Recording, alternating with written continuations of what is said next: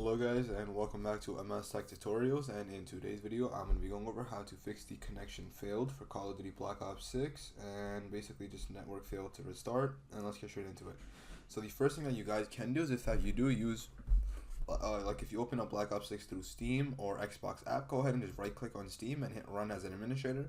So basically before opening up Steam, go ahead and just hit run as an administrator and open up Steam this way. And then once you go to library, right click on it, hit properties, hit installed files, and then hit verify integrity of game files. Now once these two things are done, you can go ahead and restart your console or PC, whatever you're on.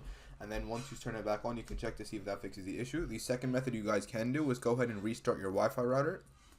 And you can do that by unplugging the power cord, and then you can wait about 30 seconds to 1 minute before, plugging it back in. And then once you do that, I recommend restarting your PC or console again after doing that, and then you can check to see if that fixes the issue. And then another thing you guys can do is make sure that your graphics card, if you're on PC, is up to date, and if you're on PlayStation, make sure your system software is up to date. And once you do all of these things, you should be good to go. And yeah, that is it. So that is it for the video. Thank you guys for watching. Make sure to give the video a thumbs up, subscribe to the channel, and have a great day.